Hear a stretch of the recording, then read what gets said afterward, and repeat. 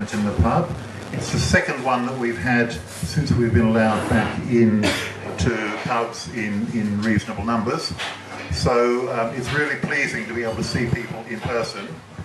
And I'm going to put all the time. I'll try and improve my microphone a bit. Is that better? Yeah. Thank you. So just whilst I say it's our second one, just an alert for people who haven't cottoned on yet. In between our 2 monthly Climate in the Pub meetings, we have, for last year, we've been having what we call our Climate Meetup, which is same sort of thing, same place, same time, but without a speaker. So it's an opportunity for people who want a bit more involvement to throw in their own two penneth about a particular topic that we choose to talk about, which might be to do with planning what this group is going to be doing in the next month or two. It might be talking about a response to a particular issue. But you will find out from your email newsletter exactly what it's going to be each time. So keep watching for alert on those. Instead of the second Tuesday of the month, we have those on the second Wednesday, so that people who can't make Tuesdays, who of course won't be here tonight, might be able to come on a Wednesday in the alternate month.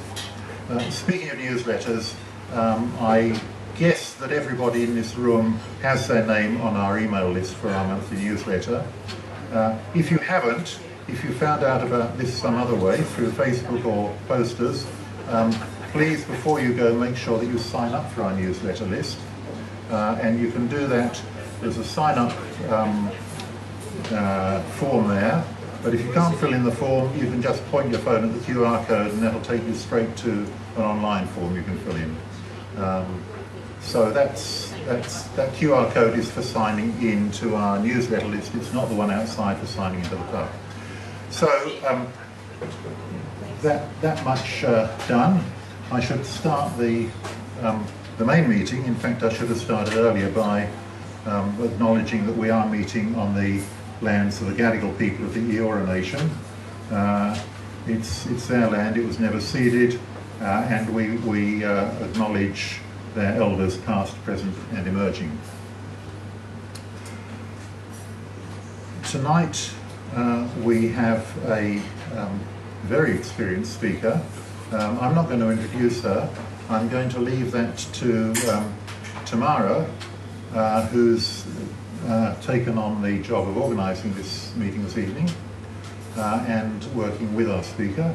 So the other thing just before I introduce Tamara is to tell everybody that, as you might see, we are streaming this on Facebook.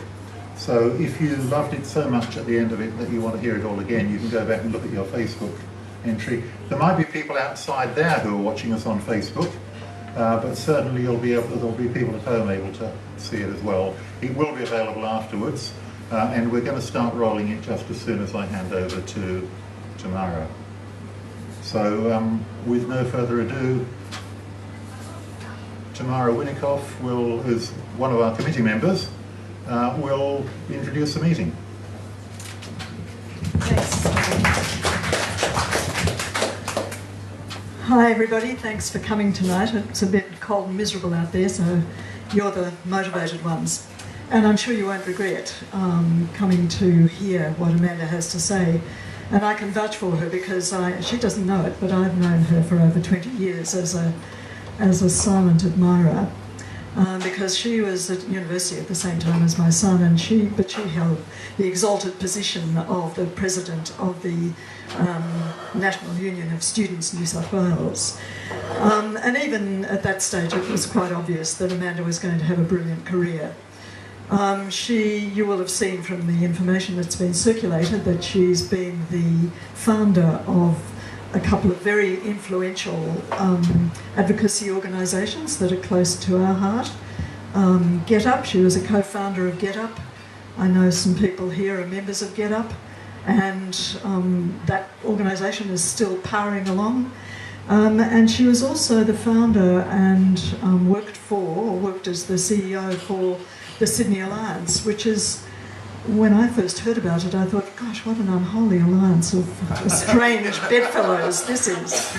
But it's in a way an indication of her brilliance that she's able to bring together such unlikely collaborators and to achieve the sorts of collaboration that those organisations are still famous for. I mean, she's also Dr. Amanda Tattersall, I should say, and currently she's the postdoctoral fellow for working for the Sydney Policy Lab at the University of Sydney, and she is working on a project called The Real Deal, which is looking at climate and environment transition, which are subjects that are close to all our hearts, I think.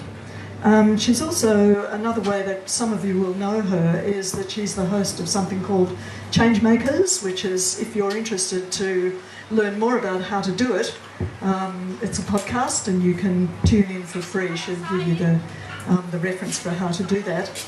And she's, if that wasn't enough, she's also busy writing a book. It's her second book, and it's called People Power in Cities. The first one was called Power in Coalitions. And the thing that I just wanted to hand over with was something, because I've been reading up a little bit about Amanda's writings, and one of the lovely things that she said that really appealed to me, because I know that some of us feel that times are tough and it's hard to be motivated to feel that we have a future. But she said, hope is not the summit, hope is the climb. So it gives me pleasure to hand over to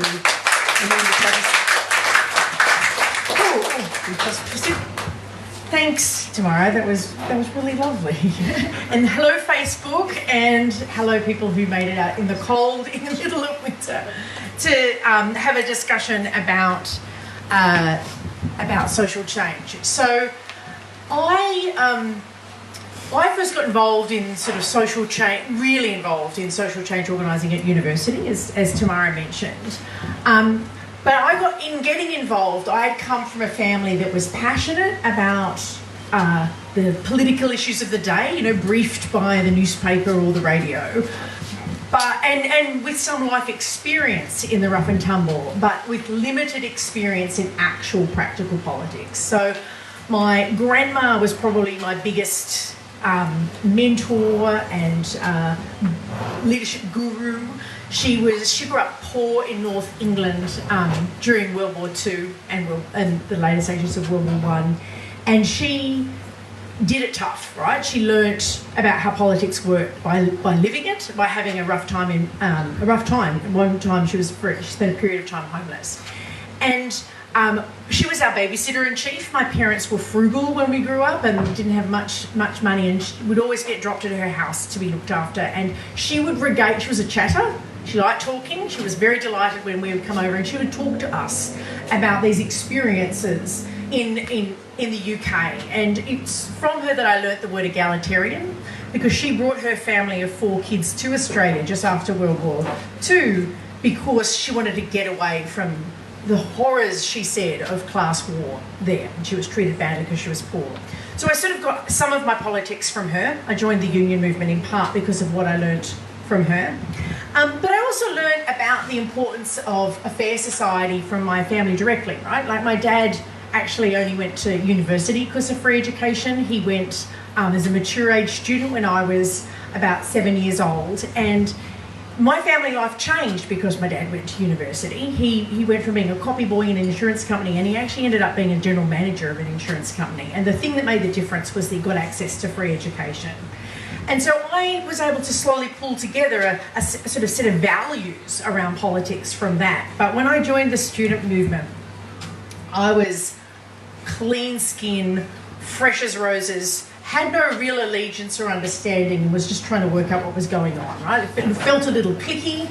I didn't feel like I was on the inside, but it also meant that I had outside eyes. And outside eyes can be incredibly helpful for seeing things in different ways. And I want to share you some of my reflections on my outside eyes in running through some stories tonight. And my intention is to run through the elements of this book that I've been working on for 5 years called People Power in Cities. It's a long piece of research. It's what I've done post being at the Sydney Alliance, and it's trying to put together a different approach to how we see the relationship between a whole bunch of different forms of social change in cities, but also more broadly than cities. I'm going to run you through them through a bunch of my own stories of my experience in activism, and also stories of social change that I've encountered through doing the Changemakers podcast that's taken me all around the world to really interesting places, from the Hong Kong protests to the social movements and political parties of Barcelona. But if I was to leave you with one takeaway, and we're going to come back to it at the end, but my one takeaway is that is to reflect on the silver bullet of social change. I think that lots of us think, certainly I spent a lot of my career thinking that there had to be a silver bullet. If only we could find the secret sauce answer to change, then it would be done, right? And my quest was to find that magic solution that was going to answer all our problems. And my latest research and my reflections on both the mobilising of Get Up and the organising of the Sydney Alliance, two organisations that I treasure, but also spend enough time in to realise that is magic thinking. That's magic thinking. That we actually need a different kind of thinking when it comes to social change that is based on collaboration and an understanding of strengths and weaknesses, something more granular, a little bit more dirty, a little bit more nuanced, the kind of thinking that isn't very prevalent in popular politics, but it's exactly the kind of thinking that is going to get us out of this mess that we're in. So the first strategy, so let me run you through these strategies with a few examples. So firstly, I want to talk to you about a strategy called playing by the rules. Now this is how most of us start, right? I'll bet that many of you started your involvement in social change many years ago by signing a petition or writing a letter or possibly even trying to lobby a politician, right? Playing by the rules of our liberal democracy. And I did too. I remember in high school, before my heady days of being an activist at university, I heard about capital punishment, and there was a discussion in the federal government at the time, a federal opposition, that they were interested in contemplating capital punishment again. And I did my research about Ronald Ryan and got sort of head of steam that this was a terrible thing. And I wrote a letter to my local member to explain how terrible this was, truly believing that they would change their mind, like write back and change their mind. I got neither of those things. It just got filed under letter from random child, right? And at the time, you sort of file these thoughts away. And I remember thinking, I should do more about that, but didn't. But I think that it's worth noting that most of us do have this experience with playing by the rules, because firstly, playing by the rules can be really strong. Someone showed me on a web page a message from Greenpeace. Yet another court case has been won today. This one against AGL, limiting and constricting the sort of fossil fuel rights in Australia. Hallelujah! It's fantastic. We add it to the young people's. So it wasn't strikers. They were students' case. Last week, integrating the right to the future into a battle around a coal mine. These are great victories, right? It's fantastic victories. So we shouldn't poo-poo the role of playing by the rules. Sometimes it's really valuable. Let's go to talk to my friends in Hong Kong about what it means to not have the rules, right? The rules matter, right? The rules matter. Liberal democracy is important.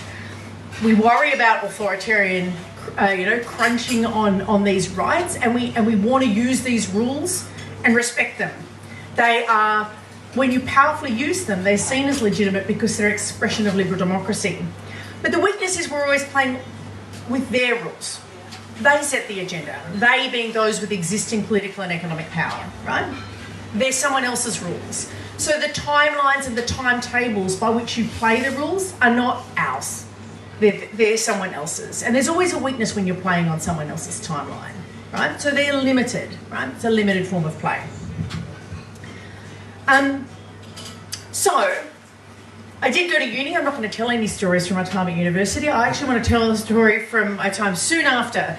And I reckon many of you will remember. So I was at university and, heady times. And I did, at the time for my sins, join the Labor Party. And learnt about how that space worked. And it's very factional. hot tip, it's very factional, the Labor Party, you might have heard. I learned it's a very interesting space, and the best place to have a fight is with each other. I was in the Labor left and the Labor right were our sworn enemies, and we would have these tit-for-tat battles about virtually nothing to make sure that we were having a fight and fighting the good fight. That was a lot of my experience, actually. But it led me to become active for a little bit in the Labor Party. On campus, it was quite superficial. We're actually more involved in fighting for reductions in education fees and for student organising and stuff like that. But by the time I was finishing my degree, this thing happened called the Tampa crisis. Now, you might remember it. Whenever I teach students who are really young, they go, the Tampa what? But I'm going to assume that most of you know that in, I think it was late August 2001, a boatload of refugees was picked up by a Norwegian boat called the Tampa and headed for Australia. It was stopped by the Navy, by John Howard, and taken to Manus Island, and there began, in most aggressive form, the refugee politics we have till today, right? So I was horrified, I'm sure you guys were too, but by this time, as opposed to, when I was at school and I'd write letters, this time I knew how to organise. So I, and not necessarily with all the thinking done in advance, sometimes the good ideas emerge in the process. I decided with a few other people that we would organise a resistance movement inside the Labor Party to change the party's policy on refugees, but in particular mandatory detention, which we thought was particularly horrific. And we only need to look to the experience of that beautiful family who are stuck on Christmas Island and have been stuck in Nauru to know how horrific it is, right? It's a killer, is mandatory detention. So we tried to stop it. And at the time, a curious alliance, and I've been very interested in coalitions for most of my life, and this was probably the first one that I was interested in, which was a coalition between the left and the right of the Labor Party. I'm just going to check. I know. We did briefly do this. So I'm just getting a chop on the time. So I sat down with a guy called Paul Howells, who became famous later on, right? Yeah. And a guy called John Robertson, who also became a bit famous. He was the head of Unions New South Wales, later became the leader of the opposition. And Paul became the head of the Australian Workers' Union and then actually has left that space now. And they all agreed that it would be terrible to have mandatory detention, and that they were happy to co-found a movement called Labour for Refugees. And it was radical in many respects, because it was left and right corralling inside the Labor Party, passing motions with a single dash, right? Like we had all these motions passed the Labor Party branches as though that meant anything. And we passed a motion at Labor Party conference. The first time that the stage had ever lost the majority, lost the vote, was when we passed this motion against mandatory detention. It was a heady time. It was fun. It was exciting. The movement sprouted around the country. Queensland, Western Australia, Victoria, ACT, this momentum around changing Labor's policy. We were initially surging forward. We weren't being super sophisticated. We weren't really bringing new people into the space. We weren't really an insurgency, but we were corralling the energy that we could find that already existed. If that union could come on board, that branch could come on board, right? We were organising what we already could see. Went well for a while, and then we were crushed. And it's pretty sad because this was in the lead up to the Get Up election, okay? So Mark Latham was in charge of the Labor Party, if you could just remember everyone. That was Mark Latham's time. So we had a negotiation with Mark Latham, who was the leader of the opposition. He wasn't a big fan of refugees. I don't know if you recall the details. He wrote us a 5-page diatribe letter when we formed. We knew he wasn't going to be a fan.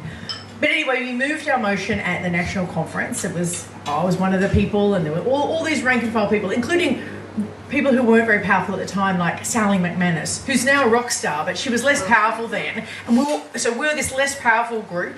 And on the stage was Julia Gillard, Bob Carr, Mike Rann, just this sea of establishment power. We were absolutely crushed. The reason why I share this story is the second form of people power I want to talk about is parties and platforms. And it's the one that we all I know you do. I can see it in your faces. Feel the dirtiest about it, right? Some of you might be members of parties, right? Some of you are probably in the Greens and others might be in the Labor Party. And actually, it's probably a point of tension for some of you because those two parties wore off so readily in the inner city. And others might be Clover Moore supporters, right? We don't quite know how to handle this question of parties. Whether it's in the inner city, we all sort of fight each other. In other places, there's more of a vacuum. It's different in each place, right? It's quite contextual. But this parties question, we don't engage with it.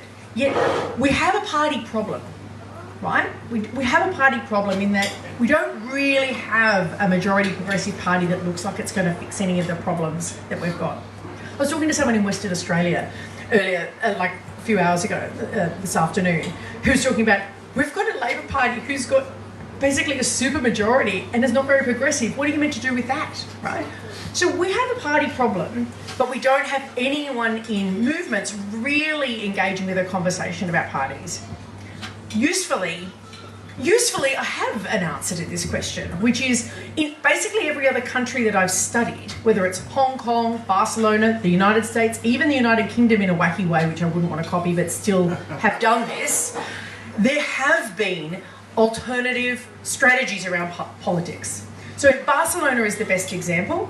So let me give you the potted history.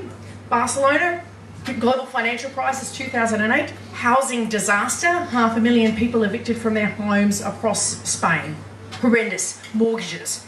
Like you guys, not just people who we think of as someone else, the middle class were evicted from their homes, right? And it caused a massive upsurge. Two social movements, well, two responses came out. One was called La Paz, which was a movement for people being evicted. It was an organising movement. I'm going to talk about organising a little bit later. Lots of leaders working together, long-term strategy for change. Okay, and then the second thing was called the Indignados. Did anyone catch that in 2011, 2012? It was a massive social movement. 7 million people protested. There's only 22 million people in Spain, right? This was big time protest. Bigger proportions than the war in Iraq stuff in Australia, right? Huge uprising. But both the mobilising and the organising and their political work that they did on top of it didn't result in any change, right? They'd win then lose, then win then lose. The national government would try and destroy them. And the activists, literally people like you or me, right? This woman, Ada Colau, who's part of the activist group in La Paz, went, we should just form a party ourselves. And guess what? She did. She won. She's mayor. She's been the mayor of Barcelona for 2 terms. And what they're doing is extraordinary. Now, it's not perfect, because I'm not here to say that there's a silver bullet. There is no silver bullet. She's loved by some. She's not liked by others. She's done a good job, not a great job on some of the issues. But there has been an engagement with this question around parties. Rather than just ignoring it and walking past it because it's too hard, it's been considered. It's really interesting. And if you're interested in it, it's the second story in the first episode of Changemakers. And we have a handout. And so you can just click on a link. But it's worth understanding that story because I see great hope in that story, even though things are tricky here. So, how are we going for time? I need to probably be a bit faster. So mobilising, right? That's the next one. What are we up to? 3. Mobilising. We all know what that looks like. It's massive demonstration, right? It's measured. Its power is measured quantitatively. It is the favourite people power of choice of the climate movement, right? This is what the climate movement loves. Big rallies, student strikes, right? You love it. It's great. And it is a good strategy when you're reacting. It's a good strategy for emotional engagement and energy. It was exciting and fascinating in Hong Kong, and I'm not going to go into the Hong Kong story, but there are 4 podcasts and countless articles I've written about their strategy that you can get into if you're interested in. And the summary is they did it in a really creative way where people played different roles, and they couldn't have done anything else because of the authoritarian state. Anything else they would have been vulnerable. Well, yeah, exactly. And they were with lots of rubber bullets, weren't they? So it's beautiful, but it also is my experience in the war in Iraq. Who came to the war in Iraq protests? Right? Most of you, right? Same. And that demo on the 16th of February was the largest demonstration in Australia's history. the largest demonstration in Australia's history. And it was part of the largest demonstration in human history across the world when 10 million people marched that weekend. Literally the most sophisticated, brilliant example of mobilising. Did we stop the war? That doesn't mean it doesn't matter, right? Lots of things came out, Get Up came out of this experience, right? Lots of things came out of this experience. If you read Rebecca Solnit's books around the war in Iraq, I'm not trying to say that it was not worthwhile. Changed my life. It was important. It reflects the limits of mobilising. To which I leave you, if the climate movement basically only mobilises, that's a limit. Because there are other things we could be doing. There are other things we could be doing. Organising. Right, so this is a word that lots of people use that is not often well understood. Would that be fair? What's organising mean? Most people go, making social change or campaigning. Like, we don't have a clear understanding. So I'm going to define it as clearly as I can. But organising was the practice of the Sydney Alliance. That's what that was my next silver bullet, right? Before I dispensed with silver bullets, I encountered a second silver bullet, which was organising. And organising was spectacular. It was the skills of organising that allowed me to build the coalition with all the diversity. As nice as you are, Tamara, it wasn't my brilliant strengths as a person. It was this way of being able to connect with people that was different than what I'd been used to in a mobilising space. So I did train. How I found it was there's books, Saul Alinsky's Rules for Radicals, Reveille for Radicals. Some of you will have read them, and I sought them out when I was in America. See, by this time I was sort of wanting to be an organiser, and I cold called the Industrial Areas Foundation, right, the organisation that Alinsky set up. I did their training. I found myself a mentor. Came back to Australia, set it up. It was greatly supported by Unions New South Wales, and then initially by a network of organisations that eventually numbered in up to 49 organisations. And the difference in the approach is as simple as this. Instead of asking people, what do you care about? You ask them, why do you care? And that makes all the difference in the world. Because we spend a lot of time trying to get people to care about our things. We go even further in activist spaces. We often just we're good salespeople, or maybe we're not good salespeople, right? We're selling a message of why people should be active on climate change because it's urgent. We're in such a panic. The country's going to burn. The world's going to burn. We've got to quickly recruit everyone, but it doesn't really work because actually people are not interested in your frenetic passion. They're interested in their own frenetic anxiety. And asking what do you care about opens the question up for you to be able to explore that and see if there might be a connection with your work. That's the magic. Very simple, not easy, but it is kind of simple. So what is organising? Firstly, it's about relationships, and it's relationships understood in the way I just did, where we understand what you care about. So there was no difficulty to be able to build remarkable relationships with the Muslim Women's Association or the Catholic Archdiocese or the Nurses Association or the Cancer Council of New South Wales or the Jewish Board of Deputies when we built the Sydney Alliance, and between all of those groups robustly, because they were asking each other where they came from and why they cared. They were able to have that conversation without having to fix Middle East politics, right?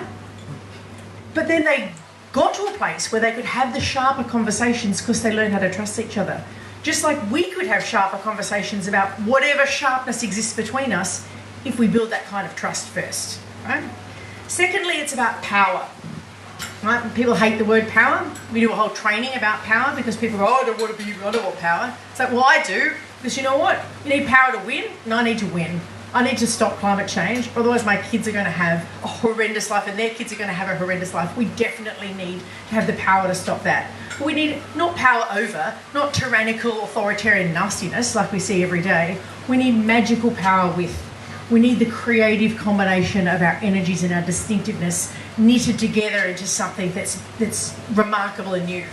I want that kind of power. That's the kind of power that we talk about in organising. The third is action.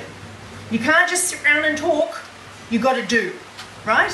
Now, climate movement does a lot of stuff, lots of rallies, in organising, we don't do rallies as much, often assemblies where we bring decision makers into the space and you have an action where you seek a reaction out of decision makers through negotiation. Okay, it's a different way of doing public events. Can be quite powerful, but if you do it over and over again, it's also as bad as a mobilising strategy, right? Like, we've got to be creative. The next concept is leadership, right? We don't just need lots of a rent-a-crowd. We need amazingly skilled and talented people capable of doing things for themselves, driving strategy, being able to corral people into action, strong leaders. Now, leaders aren't born, right? They're made through struggle. And having the space where leaders can learn how to develop strategy, how to identify, negotiate, move decision makers, that's the leadership that we need, and we need more of that. And then finally, reflection. Like, if you're doing lots of action and you're not thinking about where you're going, you're going to make a lot of mistakes. Or you're destined just to repeat yourself over and over and over and over again. Terribly boring. We don't want to do that. We need to reflect, we need to innovate, we need to create. That's organising. See, it's not really tweetable. Not very tweetable, but usefully, I have 3 podcasts with 3 amazing organisers from around the world on change makers, and they're on the handout. So you could just like look that up and go and get more on that. Jonathan Cox, Mike Beaker, Nani Graff, huge leaders of the Industrial Areas Foundation Network in the UK and the US. And Changemakers set up an organising school, so you can just pop into that every Thursday night and learn more about organising too. But organising doesn't always fit. I ran the Sydney Alliance. It was beautiful, but we didn't scale. Many of you haven't heard of it, right? We didn't scale up our change enough. Organising struggles to scale up its change. See, none of these approaches are perfect. They all have strengths. We need each other. And it can be quite slow. Like, it took us years to launch, right? Years to launch. Okay, the final one I want to say, prefigurative power. And you're all going to go, what the hell is that word? You've been at the university too long, Amanda, which is possibly true. But prefigurative power is the idea of modelling change. Modelling the change you see. Prefigure. It's biblical, right? Modelling the change that you seek. So what it's referring to is creating the change yourself. So the LC's Women's Refuge. Some of you would know the story of the LC's Women's Refuge. They needed a women's refuge. They occupied a couple of buildings in Glebe to create one. The government wouldn't give it to anyone, couldn't get a grant. What did they do? Did they sit on their hands? No, they built a refuge. It still exists in slightly different form these days, right? I've got a case study in Cape Town of people building an affordable housing program. They created their own emergency housing doing the same thing through a 4-year now occupation. They just created the affordable housing in the inner city of Cape Town. There's a podcast about that too. You imagine the change, you do it yourself. Community energy is somewhat linked to this. I think we could just do a lot more of this. I don't think we do nearly enough. I think that your group could become super creative and think of where could you create the change yourself. Don't go beg for government, do it yourself. Where could you do that? And then the power of it is it's showing others what's possible because it has a real narrative capacity. It's prefigurative power. That's its greatest strengths. It is also really hard to deliver. It could be a massive distraction for your group, right? Sweat equity, like making these things work is really hard. So go into that idea with your eyes wide open. So there will be a handout coming. That's right. Yeah, but you don't need to do it now. But just those 5 points, right? Playing by the rules, mobilising, organising, prefigurative, and parties. And my argument is you can't just do one, and you might not do all. But how are you in relationship to the whole spectrum of power? You know, we talk about building coalitions that have a diversity of people, right? Intergenerational, identity, geographic, right? Diversity. We also need, in our power work to make change, we need a diversity of strategy. We need to think about how we're engaging people in different forms, just like those forms of people power. Now, I'm going to take a straw poll. Who would like 5 minutes to just like check in on what you've just heard before I finish off? Okay, so let's do some buzz groups. Literally, maybe 3 minutes. Turn to your neighbour. What's on your mind? What's come out of that for you? What have you got? What's that got you thinking? If you've got questions, we'll have them at the end. But this is just a sort of process.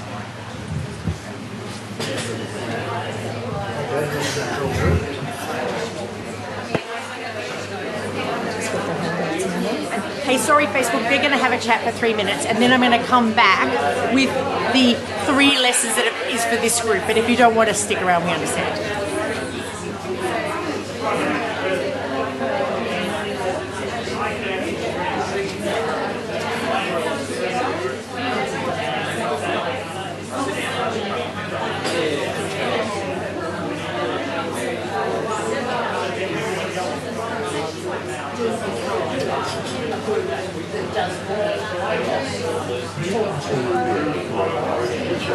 Bit of distraction.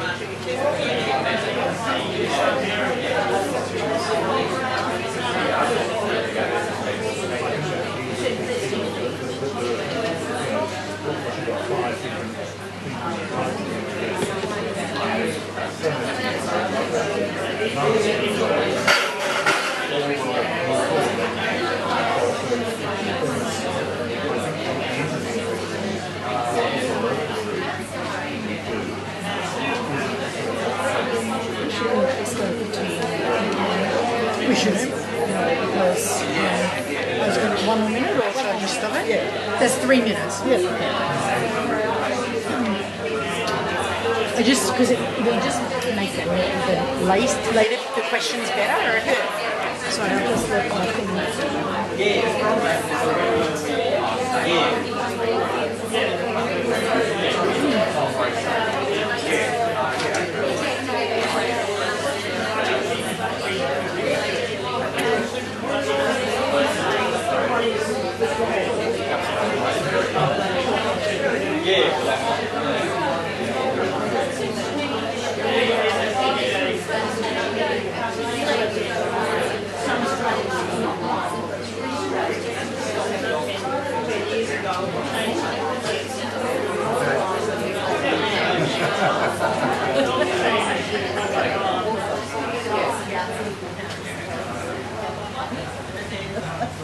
There you go.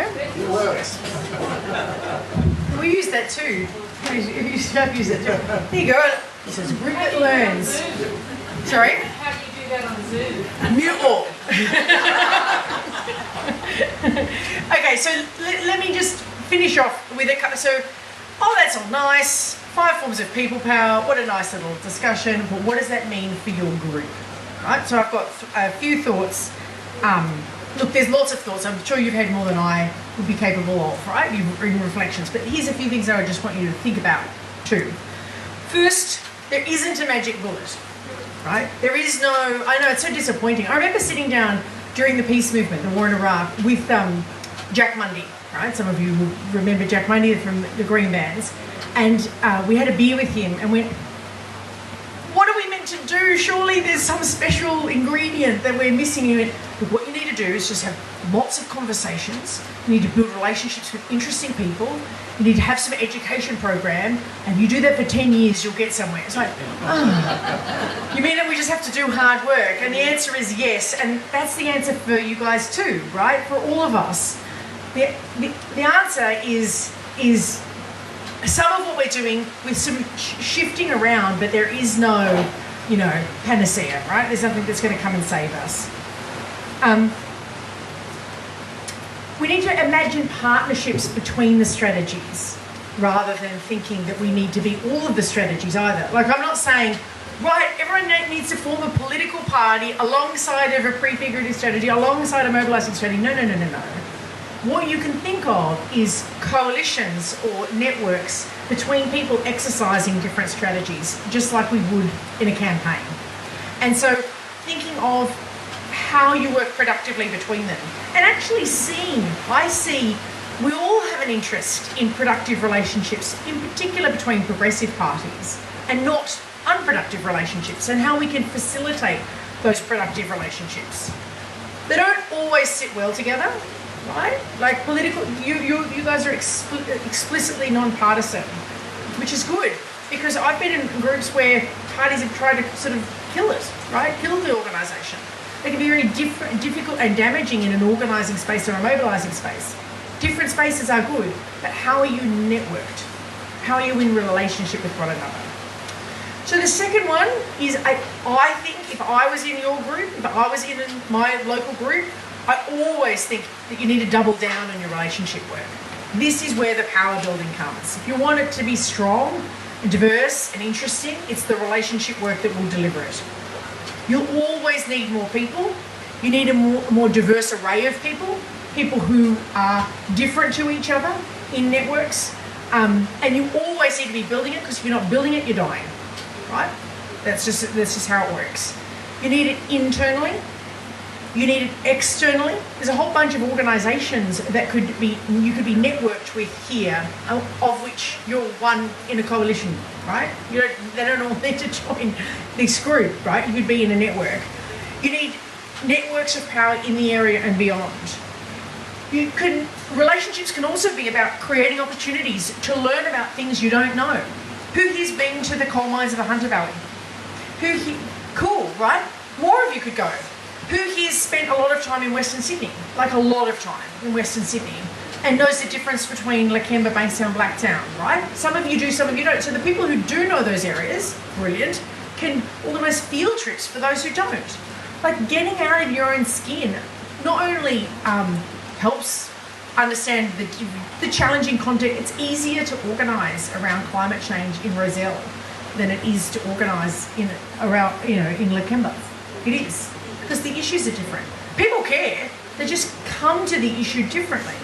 And so place yourself in those spaces, not simply by like walking the streets without any help, right? But like connecting with organisations who can anchor you in those places.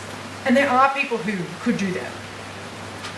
Relationship building involves listening, working on issues, working groups, discerning, right? Like, there's a whole processes that you can do. There are videos about how to do most of those processes on the Changemakers website if people are interested. There's a whole thing about how to do that mass involvement that is possible. And it will mean you have to change your group, right? All organising is disorganising and reorganising. And what feels comfortable for those who are here will not be comfortable for those who aren't here. And so it will mean handling a degree of change through the process, right? These things are always challenging, but it's a really exciting process. And then finally, think, this is my third point, think, but you also need to act. So this stuff is good, lots of good education, reflection. I love education. I work at a university. It's very, very powerful. But don't turn into a book club, right? You're not a book club. You're trying to change the world, right? It means you've got to act. So working out how this space is kept accountable to a culture of action, I think is going to be really important for how things work. And I just want to finish with this climb thing, right? So this climbing metaphor is a really important point. Tamara raised it. I want to end on it. Like, there isn't an easy answer.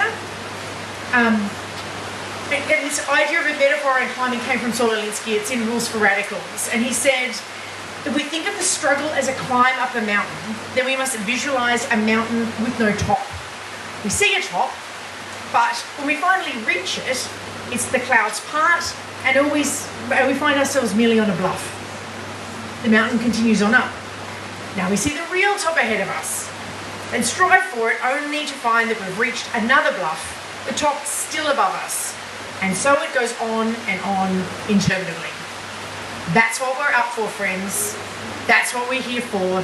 Enjoy the climb.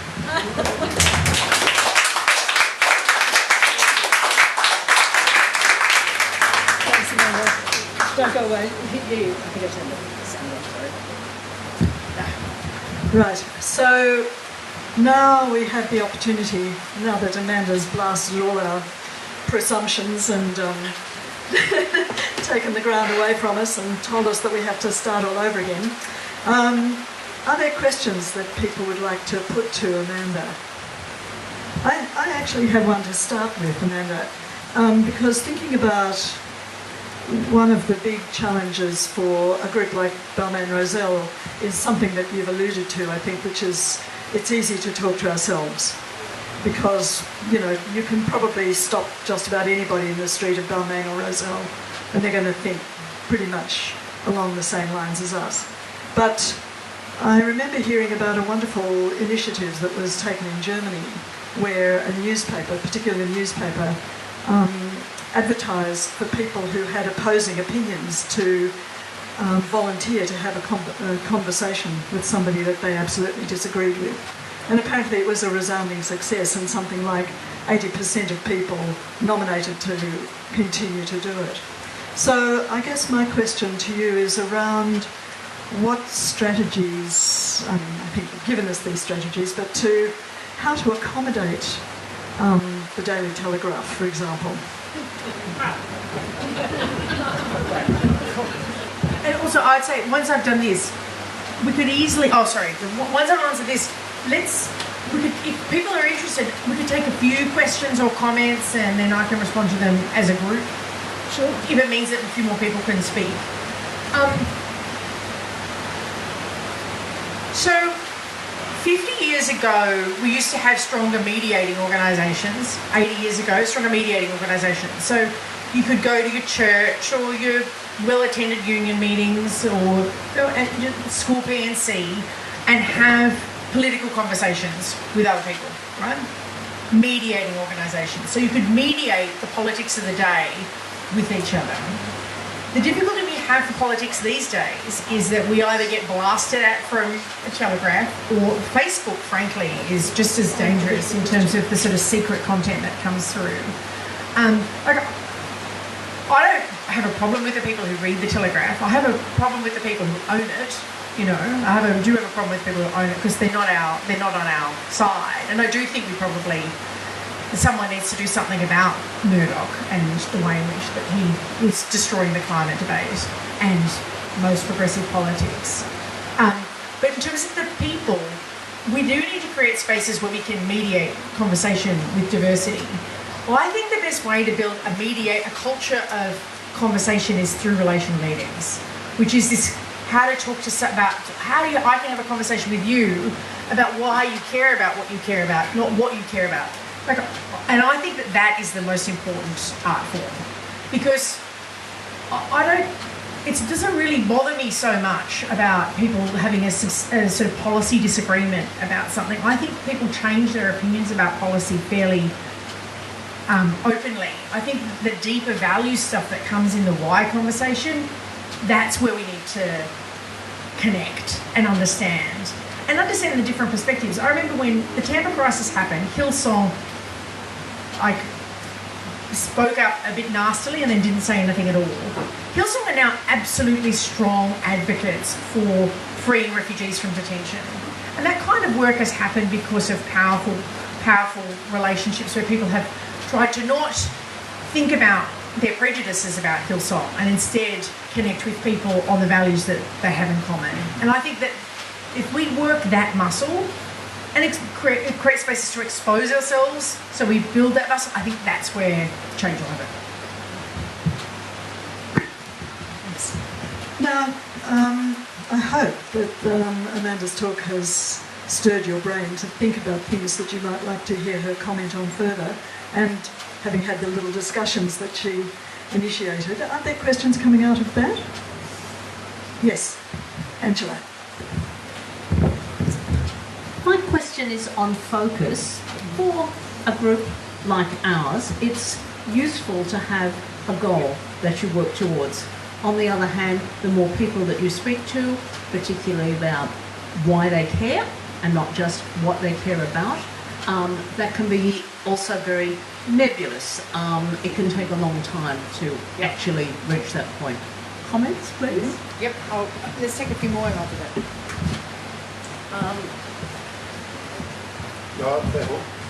That's out of reach. You might need to come forward.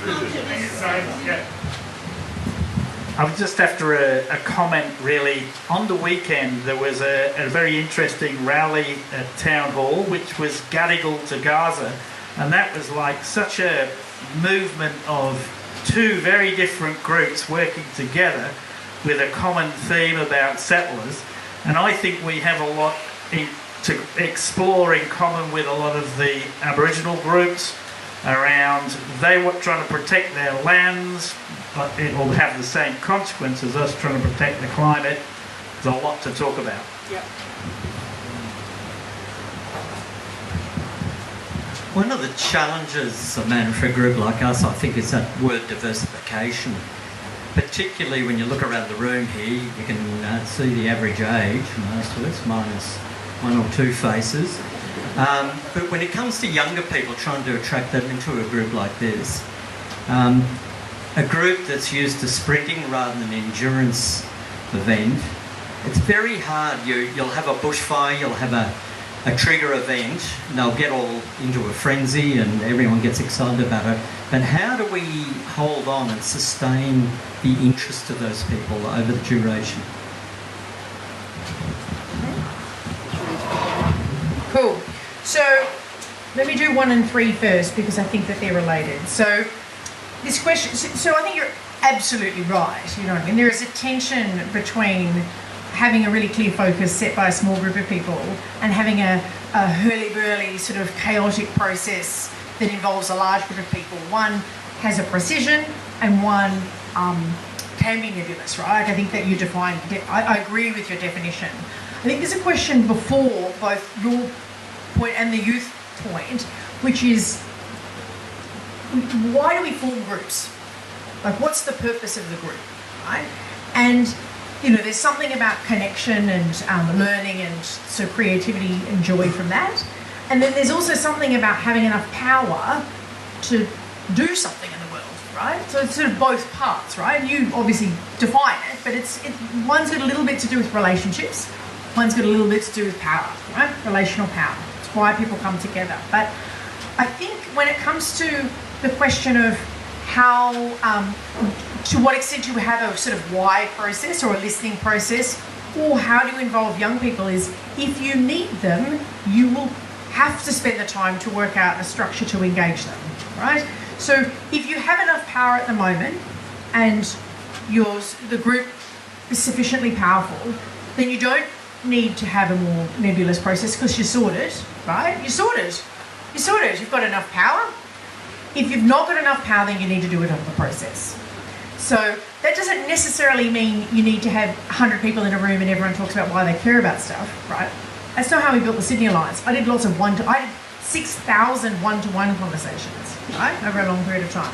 So that's not the same as, you know what I mean? Like it's not some workshop process necessarily. It can be just a lot of conversations that are brought together, but the question has to be about power. And then you have to build the structure based on that assessment of power. In terms of young people, the question I would think of is thinking about where people gather. So the strikers as a movement are pretty nebulous. There is a Sydney chapter. It covers a very, very wide terrain. But there are two massive schools here in Balmain, public schools, the Balmain and Leichhardt campuses of Sydney Secondary College, that send heaps of kids go to that strike. They must have, my son goes there, I'd totally push him to get involved in something. But like, you could anchor your network as a coalition through more established organisations where it's easier to manage succession, right? In a mobilising culture like the strikers, people come in and come out and it's chaotic and, you know, you lose one person and they're gone and it's hard, right? But if you're managing succession through an institution and you've got a rep from each, 3 kids from each year or whatever, then you can sustain participation in a more structured way. You're managing the succession process. For instance, plus all the other different organisations in the area, And then finally, in terms of Aboriginal representation and working with First Nations, right? So we've said for the Real Deal project, which is this climate economic transition project, that it needs to be led by First Nations everywhere. And we've got some amazing people in the network who are helping us lead that. It's changing the whole process. We're bringing in Indigenous knowledge, cultural forms into our research method. We are bringing in different ways of understanding land into our understanding of how to negotiate with corporate landholders. Like, it's just changing how everyone is thinking about things in a gentle way. you rush it won't work, right? For anyone who's worked with Aboriginal communities, things work at a different timescale. But when you can have them work, when you find those champions, it's extraordinary. And so I don't know I agree it's really important. You guys have to work out whether if that's on the list of things that's important to you all. But I definitely think it changes how people come together, and it can be very, very powerful. But it needs to be done well. Like, I don't think it's about inviting a couple of land council reps into this group necessarily, as it would be having the right, I don't know, you'd work it out. But you would have to think about how to do it right. Thanks, Amanda. Is there another question that we can... yes, good. Can you speak to the mic? Thanks. One thing I'm interested in is the role of ideology in building movements. From what I can see, ideology is usually pretty destructive in tearing down movements, and maybe you resonated when you're talking about focusing on why people are passionate about something. Would you just like to talk a bit about the role of ideology and how that fits in with your vision of building a movement? Sure, and then we'll come. Yeah, do you want to do yours? I'm just really interested in your comments about prefigurative power. Do you have any examples other than occupations, or can you conceive of it as kind of a subcategory of civil disobedience? And I also, to make a quick comment, I just restarted the group called Inner West Families for Climate Action. So we could be a network or a group that connects with you for working with younger people. We started to have meetups in the playground, in the park, which I guess is one way you can get families with young people together more than in a pub. Excellent. So, with ideology, yeah, I think it can be really quite destructive too, because it's about what, not why. I've literally just written a 5,000-word piece for Griffith Review that's coming out in August that discusses this tension in detail. And it's about utopias, and I talk about the ideological utopias versus grounded utopias and how they play in tension in movements. At one level, I think that formal ideologies like, socialism or neoliberalism or whatever can be quite destructive, because it's like talking to someone and then having something in front of their face when you're having the conversation. Like it shatters your ears. You don't listen very well. To me, that's the weakness. If people can hold that tension and not be so shuttered in their relationships, it can be different. But it leads to sales, to sort of sales pitches and that sort of thing. That said, right, we do need a North Star. Right? We do need a big vision, and ideology brings that to the table. The idea that it's not just all distributed, it's not just all beautiful why conversations. There also needs to be a sense that we're going this way, right? That's the power of ideology. That's why it's attractive. So I don't want to give away what I say in this very long piece, but I think that there can be it's worth not entirely discounting ideology, just recognising its limits. In terms of prefigurative, it can be part of civil disobedience. It comes from the anarchist tradition, right? Like, I've written a bloody boring academic article about prefigurative power, and there are a series of strands of political thought from where it comes. And it can be civil disobedience, but it doesn't need to be. So, community energy projects in Australia, I think, are a good example where they're just funded by the community, right? And when I talk about prefigurative power, that's what I'm talking about, because I think that it doesn't need to be a non-violent civil disobedience strategy. It can be, and it often is, right? So they're often, speaking of ideology, they are intersecting when anarchist communities, particularly in Europe, are coming up with strategy. So there is an intersection, but it doesn't have to be. I think that it's, and part of me goes, I'm sure this group could think of something. The question is to think about, what do we need to tell a story about?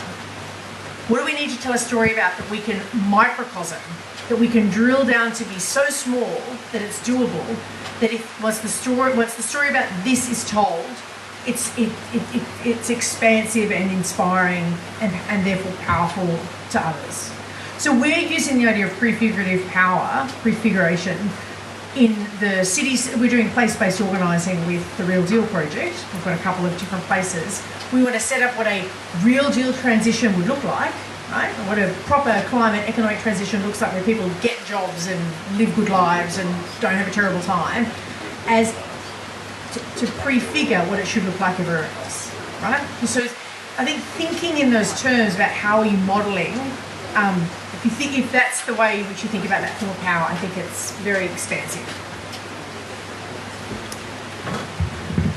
Thanks, Amanda. Because time's getting on, I'm sure that there are masses of things that we can talk about, and in fact there is the opportunity, because if you can stay and have dinner, Amanda has agreed to stay and join us to eat together. So hold your questions and bring them to the table, to the dining table. But are you going to thank, or am I? Okay. So obviously we've had a very stimulating conversation with Amanda, and it's sort of whetted my appetite certainly to delve into more of your writings and your presentations, because there's, you've just given us the short answer, but really the complexity is unravelling all of those wonderful suggestions you've made about how we can claim our power. So I'd like you to just quickly join me in thanking Amanda very much for a wonderful, wonderful talk. And for the inspiration to keep on doing what we're doing, but a whole lot better. And now I'd like to hand over to Dominic. Just firstly, you've been handed a sheet which has a whole lot of